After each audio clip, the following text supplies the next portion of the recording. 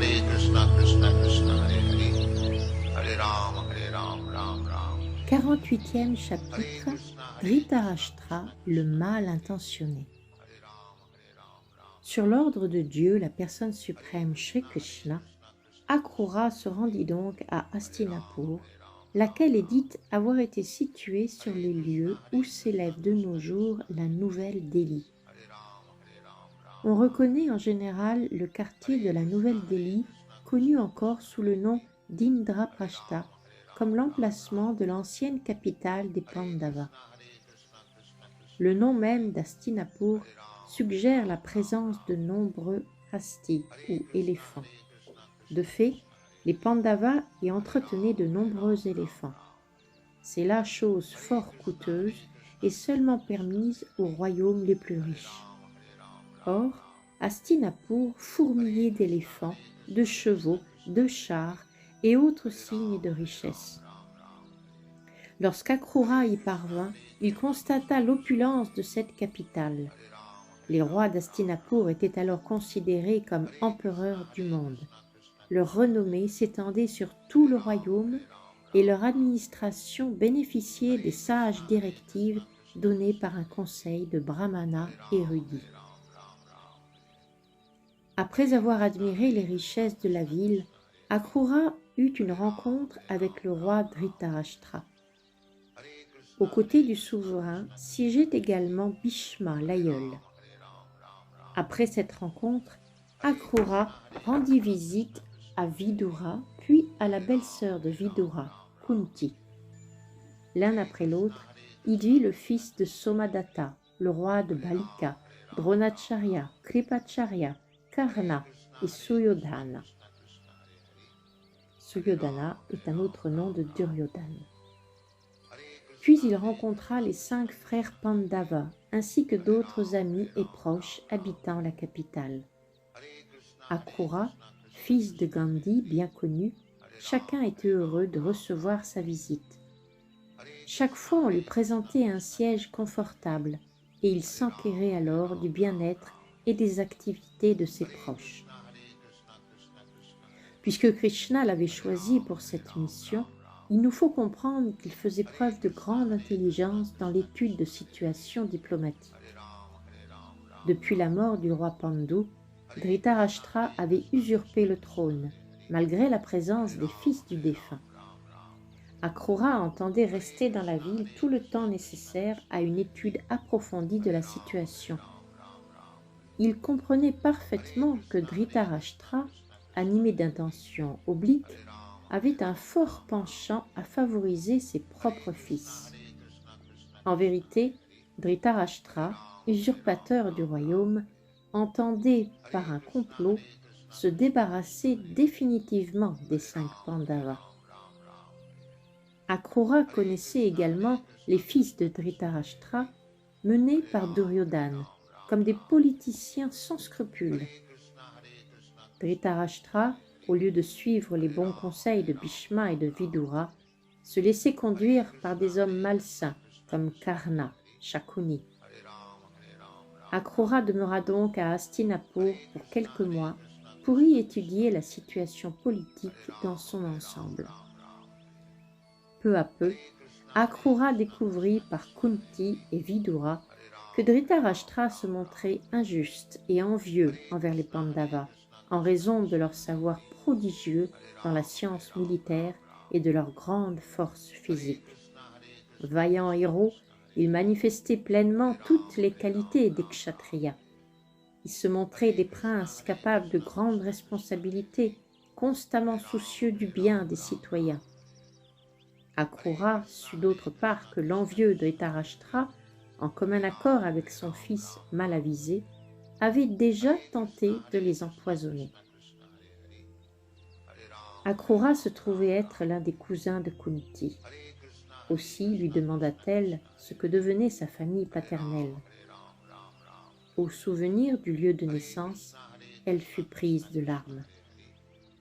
Elle voulut savoir d'Akrura si son père, sa mère, ses frères, ses sœurs et les amis gardaient souvenir d'elle, et parmi eux surtout Krishna et Balaram, ses glorieux neveux. Krishna, Dieu la personne suprême, lui qui montre tant d'affection à ses dévots, se souvient-il de mes fils? Balaram se souvient-il de nous? Au fond d'elle-même, Kunti se sentait comme une biche au milieu de tigres, et en vérité, il en était ainsi. Son époux mort, c'est elle qui avait eu à charge la protection des jeunes Pandavas. Mais Dhritarashtra ne cessait d'élaborer des plans pour les faire périr. Oui, pauvre biche innocente entourée par des tigres. Dévote de Shri Krishna, elle pensait toujours à lui et espérait qu'un jour il viendrait les sauver, elle et ses enfants, de leur état plein de périls. Krishna se proposait-il de venir conseiller les Pandavas, privés de père, quant à leur affranchissement des intrigues de Dhritarashtra et de ses fils? Demanda-t-elle encore. L'entretien avec Akrura ranimait sa détresse. Se sentant sans recours, elle s'exclama. « Ô Krishna, mon cher Krishna, tu es le yogi souverain, l'âme suprême de l'univers. Tu es le véritable ami du monde entier.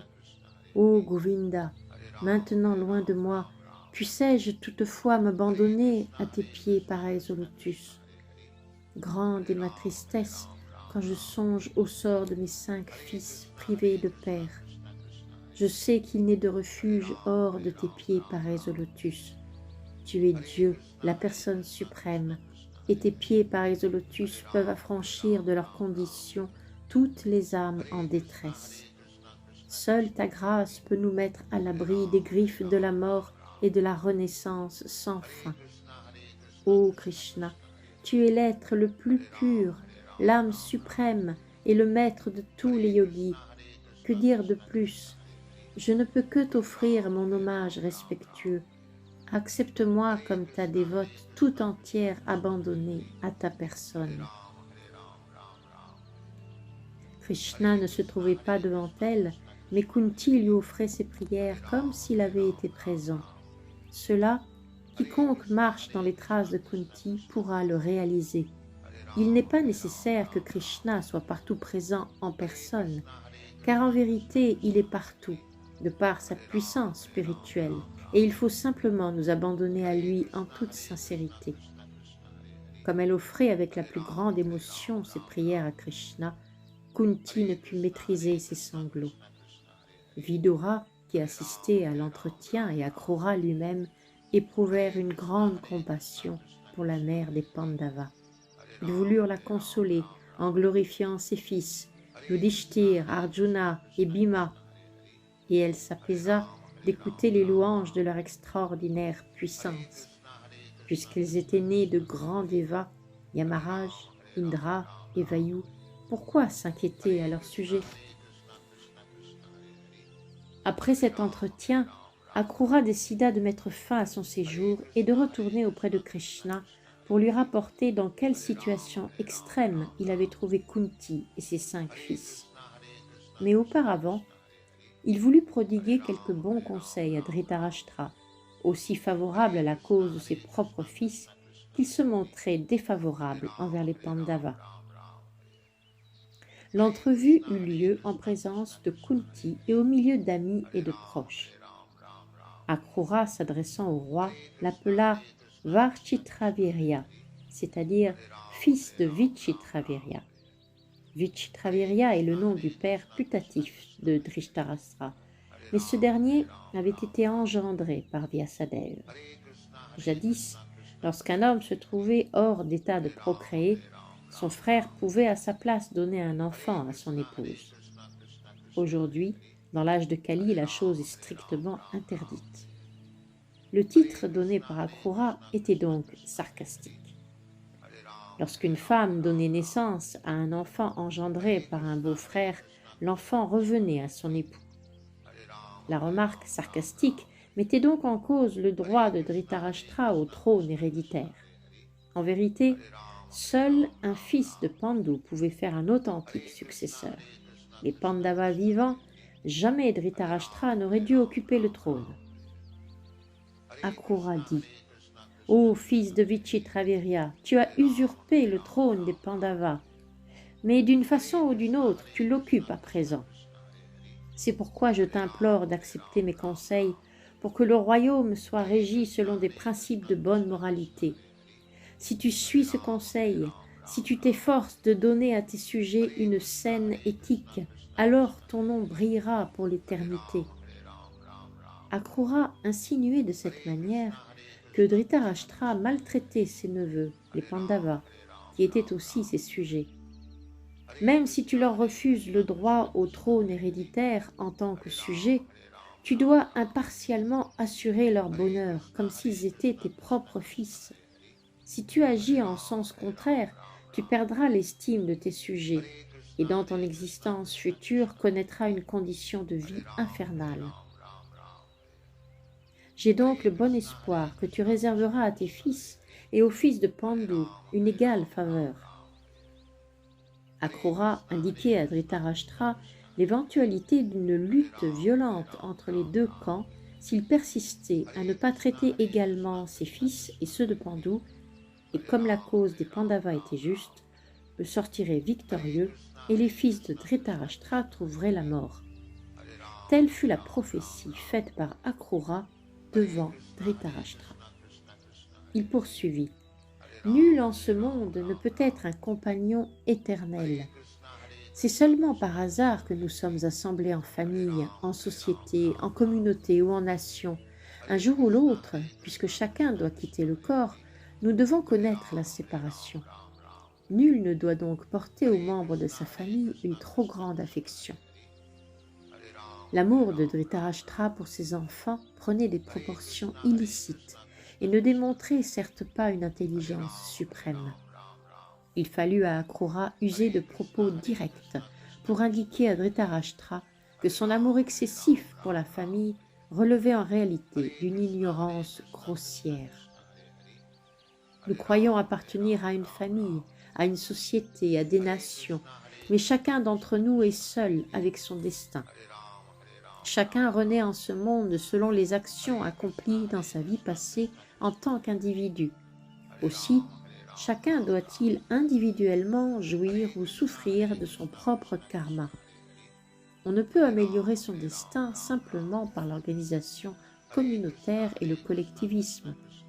On a déjà vu un père riche de biens illicites dépouillé par son fils, ce qui rappelle l'histoire du grand poisson devenu vieux qu'un plus petit dévore. Nul, en vérité, ne peut entasser des biens contre la loi et avec eux apporter le bien-être à sa famille, sa société ou sa nation.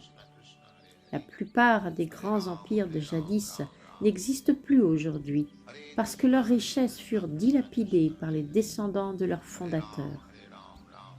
Autre illustration de notre principe. Celui qui ignore cette loi subtile régissant les actes désintéressés et qui rejette donc les principes moraux qui l'accompagnent, n'emportera avec lui que les conséquences néfastes de ses actes pécheurs. Sa richesse et ses possessions illicites lui sont arrachées et il choit dans les régions les plus sombres de l'existence infernale. Nul ne devrait donc accumuler plus de biens que l'on lui alloue la providence, s'il ne veut pas demeurer aveugle devant son véritable intérêt. Au lieu de servir son intérêt véritable, il agira dans la voie contraire, menant à sa propre chute. Akrura poursuivit. « Cher Dhritarashtra, je t'implore d'entendre mon conseil. Ne demeure point aveugle devant les vrais caractères de l'existence matérielle. Qu'elle se déroule dans la joie ou dans la peine, il faut la tenir pour un rêve. Il faut faire l'effort de maîtriser notre mental et nos sens pour vivre paisiblement en progressant sur la voie spirituelle de la conscience de Krishna. Le Chaitanya Charitamrita enseigne qu'à l'exception des êtres installés dans la conscience de Krishna, tous en ce monde baignent dans une condition mentale perturbée où règne l'angoisse. Cette paix du mental, même ceux qui tentent d'atteindre à la libération ou de se fondre dans la radiance du Brahman, même les yogis à la recherche de la perfection des pouvoirs surnaturels ne peuvent l'obtenir. Les purs dévots de Krishna, eux, ne demandent rien au Seigneur, tout entier, satisfaits du service qu'il lui offre. La paix véritable et la sérénité mentale ne seront connues qu'au niveau de la perfection de la conscience de Krishna. Quand il eut écouté les instructions morales d'Akrura, Dhritarashtra répondit « Mon cher Akrura, grande est ta charité de me prodiguer ces bons conseils, mais hélas, je ne puis les accepter. L'homme destiné à une mort proche, même si on lui administre du nectar, n'en tire aucun bien. Je peux voir la valeur de tes instructions, mais hélas, elles ne s'impriment point en mon mental vacillant, pas plus que l'éclair ne s'arrête dans un nuage. Tout ce que je peux comprendre, c'est que nul ne peut freiner le progrès de la volonté suprême. Que Dieu, la personne suprême, Shri Krishna, est apparu dans la dynastie Yadu afin de soulager la terre de son fardeau trop lourd. Dhritarashtra indiquait de cette façon à Akrura sa foi sans défaillance en Krishna, le Seigneur suprême. Mais en même temps, il ne pouvait se prévenir d'une grande partialité en faveur des membres de sa famille. Dans un avenir très proche, Krishna imposerait la défaite à tous les membres de sa famille, et se trouvant alors sans recours, Dhritarashtra prendrait refuge aux pieds de Krishna. Lorsque Krishna veut montrer sa faveur spéciale à l'un de ses dévots, il le prive de tous les objets matériels qu'il affectionne. Il place ainsi de force le bhakta dans une situation matérielle qui ne lui laisse d'autre choix que d'accepter ses pieds pareils au lotus. Et c'est bien ce qui arrivera à Dhritarashtra une fois achevée la bataille de Kurukshetra. Dhritarashtra réalisa l'existence en lui-même de deux tendances opposées. Il savait que Krishna était apparu pour délivrer le monde de tous ses 20 fardeaux. Parmi ces fardeaux étaient ses propres fils. Il s'attendait à les voir mis à mort. Mais cependant, il ne pouvait se défaire de l'affection illicite qu'il leur portait. Reconnaissant l'existence de cette dualité, il offrit son hommage respectueux à Dieu, la personne suprême. Les voies contradictoires de l'existence matérielle sont difficiles à comprendre. On ne peut les tenir que pour la manifestation inconcevable du plan du Seigneur. Par son énergie inconcevable, il crée l'univers matériel, y pénètre et y met en action les trois gunas. Lorsque tout est créé, il pénètre dans chaque être vivant et dans tous les atomes, jusqu'au plus ténu. Nul ne peut saisir le dessein du Seigneur. Akrura se rendit compte lucidement que Dhritarashtra ne changerait pas sa politique. Il fit sans plus attendre ses adieux aux amis d'Hastinapur et repartit pour le royaume des Yadus.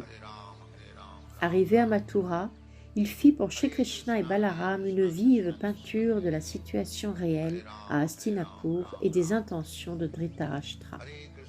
Akrura, envoyé par Krishna pour étudier la situation politique dans la ville d'Hastinapur, par la grâce du Seigneur, avait accompli sa mission avec succès et fut à même d'informer Krishna dans tous les détails. Ainsi s'achèvent les enseignements de Bhaktivedanta pour le 48e chapitre du livre de Krishna intitulé Dhritarashtra, le mal intentionné. Hare Krishna, Krishna Krishna, Hare Hare, Hare Ram, Ram Ram. Hare Krishna, Krishna Krishna, Hare Hare, Hare Ram, Ram Ram.